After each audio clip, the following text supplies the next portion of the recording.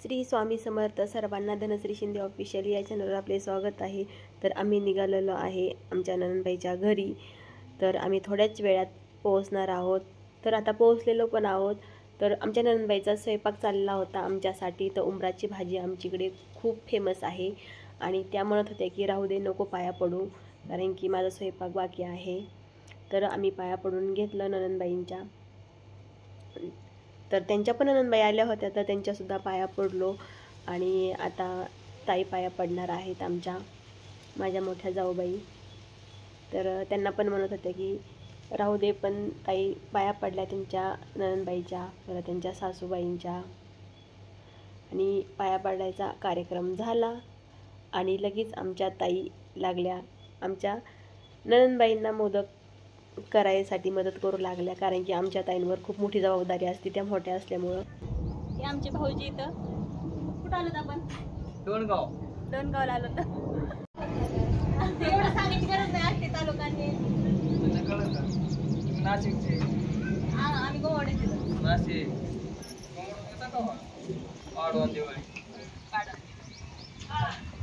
तर आम्ही आलेलो इथं माझ्या ननंदबाईच्या घरी भाऊबीजेसाठी. तर त्यांच्या भावांना आम्ही घेऊन आलो.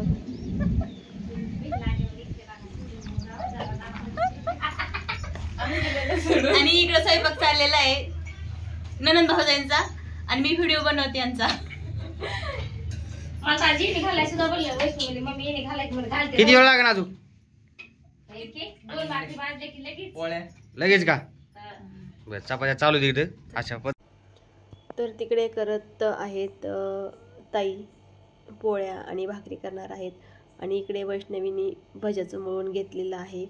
तिकडे ताई पापड तळत आहेत आणि ह्या दोघींचं काम चालू आहे किचनमध्ये. तर मी पण भांडे घासलेले आहेत, थोडीफार होती ती. आणि इकडे आमच्या अश्विनीताई आहेत खाली बसलेल्या. तर त्यासुद्धा काहीतरी चिरत आहेत. दोडका काहीतरी करायचा आहे. तर इकडे चिरून झालेला आहे दोडका. तर त्यांची मुलगीसुद्धा खूप मध्ये मध्ये करत आहे, खूप छोटी आहे. आणि इकडे आमची पिल्लं आहेत 2. तर सेम ड्रेस घातलेला. तर त्यांना खूप भूक लागलेली आहे. तर आमची पोरू पहा कशी छान नोटंकी करते. तर त्यांना जेवायला पण वाढलेलं आहे. आणि त्यांचा भाऊ अजिबात जेवण करत नाही, काही नाही, फक्त त्याला खेळायला लागतो. आमचा आबी आहे तो. आणि इकडे पोरू काहीतरी बोलत आहे तिच्या आत्यांना छोट्या, काहीतरी म्हणते की स्वच्छ करत आहे. आणि ह्यांचं चाललं आहे, ह्यांना खूप भूक लागलेली आहे, सकाळी काहीच खाल्लेलं नाही. आणि इकडे यांचं जेवण करून झालेलं होतं. तर ह्यांनी हे गेम खेळत आहेत सगळे. तर त्याच्यामधला हा आहे अलीकडचा, तो माझ्या मामाचा मुलगा आहे. आणि 2 भाच्या आहेत, त्यातले एक भाऊजी आहेत आणि आमचे साहेब आहेत. तर मुलांना आत्याच्या घरी आल्यावर खूप मजा वाटत होती, खूप मस्ती करत होते. तर वरती पण हॉल आहे. तर ते एवढे खेळत होते, ह्या सोप्यावरून त्या सोप्यावर, त्या सोप्यावरून त्या सोप्यावर. त्यांना खूप मजा वाटत होती. भाऊबीजीचं जेवण झालेलं आहे करून. तर आम्ही आता इथं आराम करण्यासाठी आलेलो आहे बेडरूममध्ये. तर धनु दीदीने तर गॉगल घातलेला आहे. आमची परी दीदी इथं रुसलेली आहे. परी. आणि इथं ह्या 3 जणी बसलेल्या आहेत. काय गप्पा मारा ना. हा. आणि तिकडं आमचे दाजी झोपलेले आहेत त्या बेडरूम मध्ये. दाजी कोण आहे?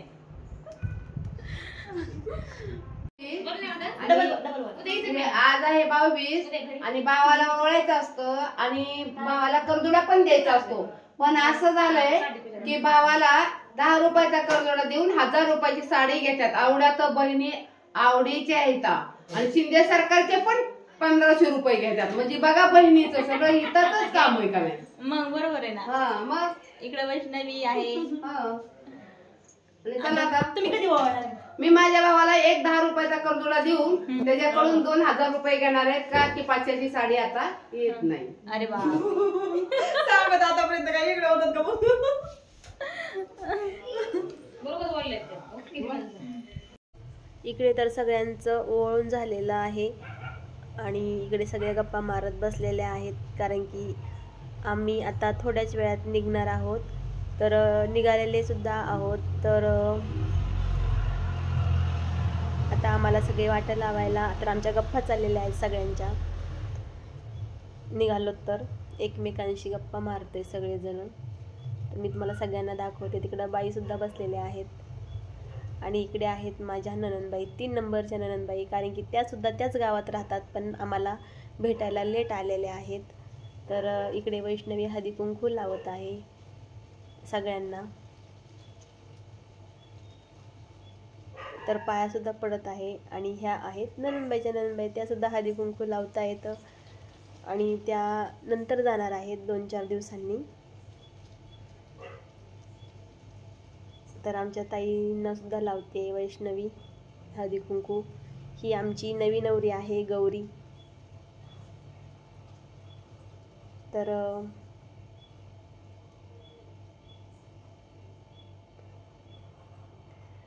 गौरी लाजते वैष्णवी पाया पडली तर, कारण की तिचा मान मोठा असल्यामुळे. ह्या आहेत आमच्या नणंदबाईकडच्या.